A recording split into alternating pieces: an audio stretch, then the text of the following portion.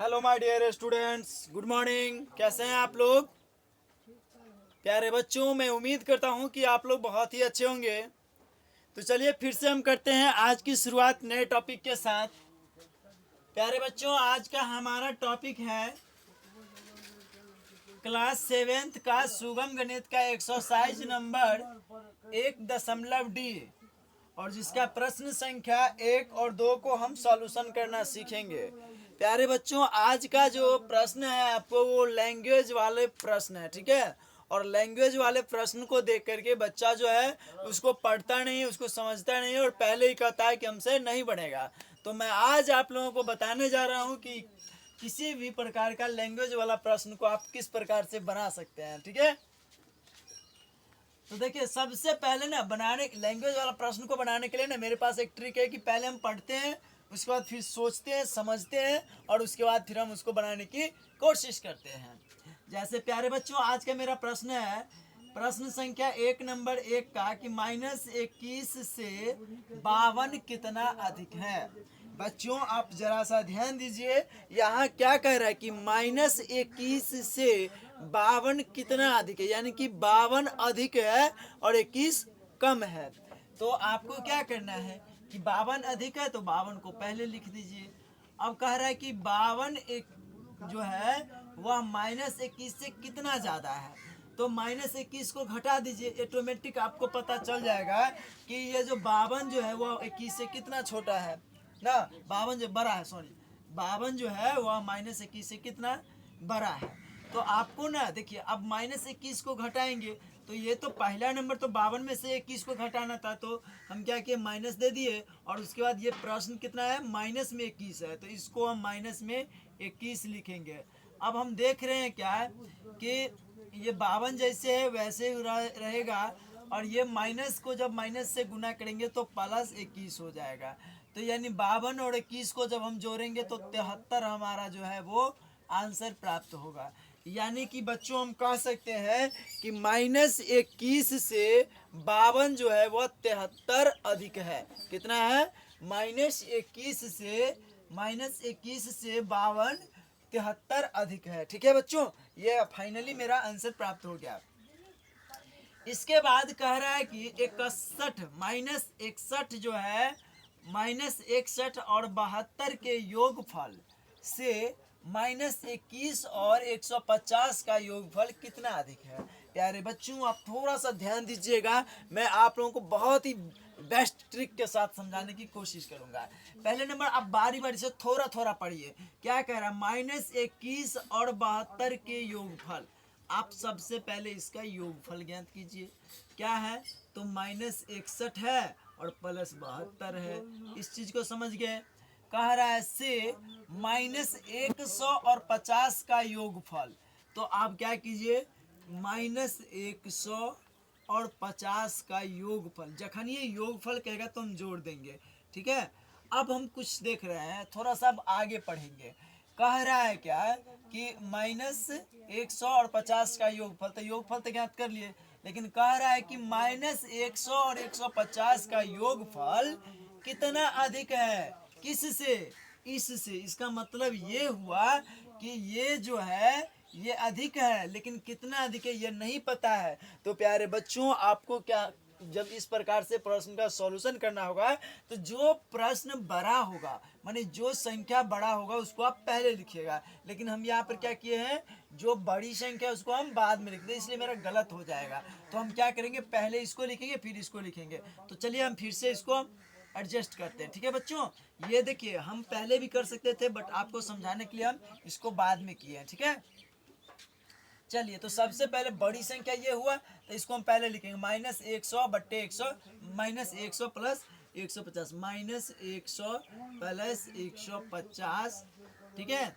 अब इसमें से घटाएंगे हम छोटी संख्या को, तो कितना है, -61 और प्लस 72। अभी हम आपको बताए हैं जी ये कैसे होगा 7200, ठीक है, प्लस 72, क्योंकि यहाँ योगफल कर रहा है इसलिए 72 किए। अब हम बच्चों देख रहे हैं क्या कि यहाँ -100 प्लस 50 है, तो 100 में से जब 150 को जोड़ेंगे, ये माइनस में ये प्लस में, जब एक माइनस में और एक प्लस में होता है तो हम क्या करते हैं, घटा देते हैं।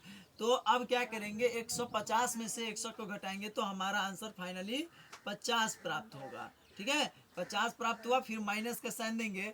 अब हम क्या करेंगे कि इस -60 को, आप जानते हैं बोर्ड मास का नियम कह रहा है कि कोष्ठ के अंदर का पहले काम हम करते हैं। किसका काम पहले करेंगे बच्चों, कोष्ठ के अंदर का। तो कोष्ठ के अंदर में -61 प्लस 72 है, तो 72 में से जब 61 को घटाएंगे तो हमारा आंसर 11 प्राप्त होगा। कितना प्राप्त होगा बच्चों, 11 प्राप्त होगा। अब देख रहे हैं 50 माइनस 11 जो प्राप्त हुआ, अब हम क्या करेंगे, 50, अब -11 से 11 में भाग मान गुना किए तो -11, तो यानी 50 में से जब 11 घटेगा तो 39 हमारा आंसर प्राप्त होगा। तो प्यारे बच्चों, अब हम इस प्रश्न को माने समझेंगे कि -61 और 72 के योगफल -100 और 150 के योगफल से कितना अधिक है। तो -61 और 72 के योगफल -100 और 150 के योगफल से 39 अधिक है। बात समझ में आ गया आपको। फाइनली हमारा आंसर 39 प्राप्त हो गया। इसके बाद बच्चों हमको फिर पढ़ना क्या है कि -18 से -50 कितना छोटा है। बच्चों जरा सा ध्यान दीजिए, यहाँ कह रहा है कि -18 से, ये जो -18 है इससे ये -50 कितना छोटा है, यानी कह रहा है क्या, ध्यान दीजिए कि -50 छोटा है, लेकिन कितना छोटा है ये -18 से। तो आपको पता है कि जो संख्या बड़ी होता है उसको हम पहले लिखते हैं, तो बड़ी तो ये 18 है, तो इसलिए हम -18 को लिखेंगे। और उसके बाद ये छोटी संख्या कितना है, पहले नंबर, तो बड़ी, अब बड़ी संख्या में से हम छोटी संख्या को घटाएंगे तो यहाँ पर घटाव का साइन होगा, लेकिन छोटी संख्या क्या है, तो -50 है, तो इसलिए -50 हम लिखेंगे। ठीक है, अब हम इसको पोस्ट के अंदर इसलिए किए क्योंकि दो जो साइन होता है ना, तो एक जगह नहीं पड़ता है, इसलिए हम क्या करते हैं कि दो माइनस जब एक जगह नहीं पड़ेगा तो एगो को पोस्ट के अंदर किए, वो पोस्ट से बाहर किए। अब हम देख रहे हैं क्या कि इस माइनस, ऐसे समझिए, इस माइनस को जैसे -18 लिख दिए और उसके बाद ये माइनस को माइनस से गुना किए तो प्लस हो गया, उसके बाद 50 हो गया। आप देख रहे हैं कि एक माइनस में तथा दूसरा संख्या प्लस में है, तो हम क्या करेंगे, घटाव करेंगे, तो 50 में से 18 घटेगा तो हमारा फाइनली 32 आंसर प्राप्त हो जाएगा। बच्चों आपको प्रश्न कह रहा है कि -18 से -50 कितना छोटा है, तो फाइनली हमारा आंसर प्राप्त हुआ कि -18 से -50 जो है वह +32 यानी कि 32 छोटा है। कितना छोटा है, यानी -18 से -50 जो है वो 32 छोटा है। कितने छोटा है, 32 छोटा है। ठीक है, अब हम प्रश्न संख्या 2 का सलूशन करना सीखेंगे बच्चों। यानी प्रश्न संख्या 2 क्या कह रहा है कि दो पूर्णांकों का योगफल -12 और +15 के गुणनफल के बराबर है। यदि एक पूर्णांक +30 है तो दूसरी पूर्णांक निकाले। प्यारे बच्चों देखिए, यहाँ आपको क्या कह रहा है कि दो पूर्णांक का योगफल, दो गो पूर्णांक है, मान लेते हैं कि पहली पूर्णांक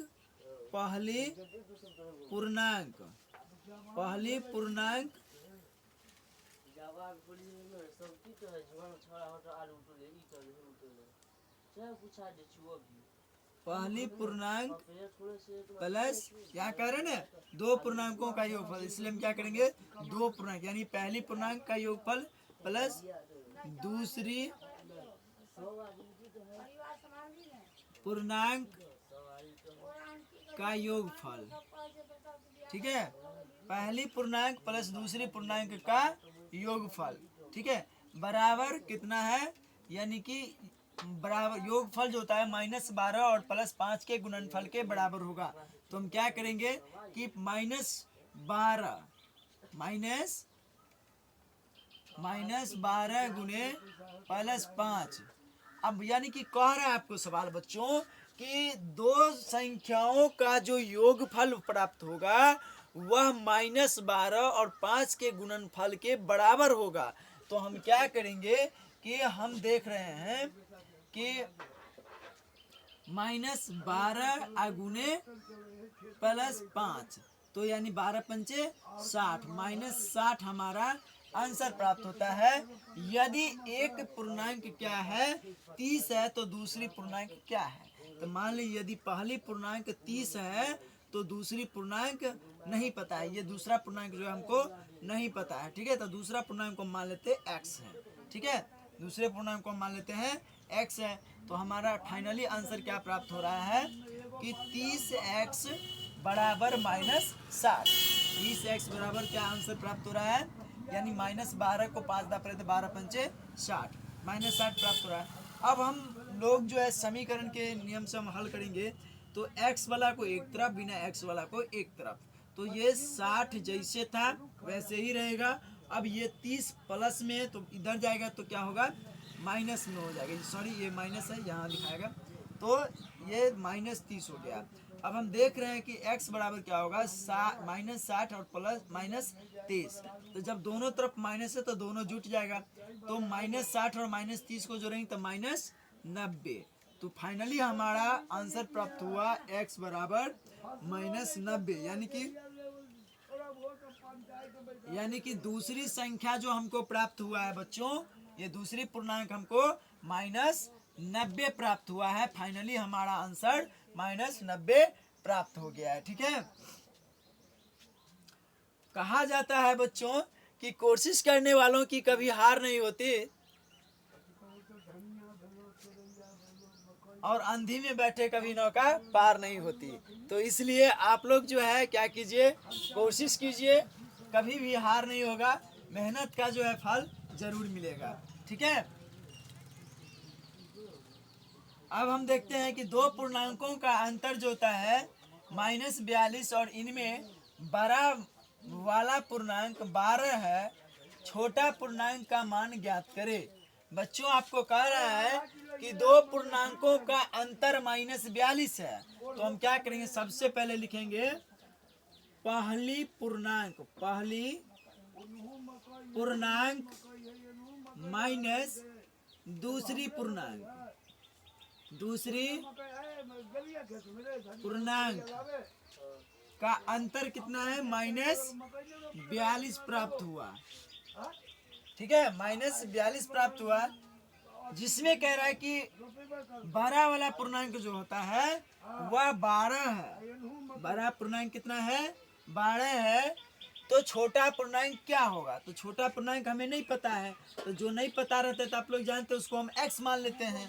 तो इसको x मान लिए और ये माइनस जैसे 42 था वैसे 42 लिख दिए। ठीक है, अब हम क्या करें, x वाला को एक तरफ और बिना x वाला को एक तरफ कर देते हैं। तो x वाले इधर लिखेंगे और बिना x वाले को इधर कर देंगे, तो -42 और ये देखिए बराबर के इस तरफ है, इसके पीछे प्लस है, नहीं कुछ का साइन है तो प्लस है, तो बराबर के इधर जाएगा तो माइनस हो जाएगा। क्या हो जाएगा, माइनस हो जाएगा। सॉरी, जब माइनस हो गया तो कितना हो गया,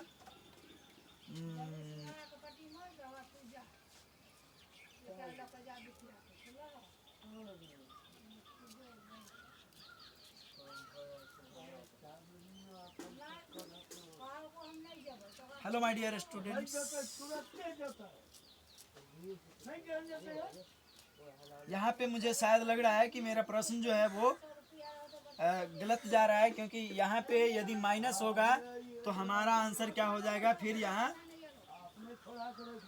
माइनस होगा तो यहाँ प्लस हो जाएगा और हमारा आंसर फाइनली जो है x बराबर 30 प्राप्त होगा। ठीक है, और यदि हमारा यहाँ पे माइनस होगा बच्चों, तो फिर यदि यहाँ पे माइनस होगा तो हमारा आंसर +30 प्राप्त होगा, और यदि यहाँ पे प्लस होगा तो हमारा आंसर जो है वह कितना प्राप्त होगा, यानी 40 और 4 40 10 50 4 54 प्राप्त हो जाएगा।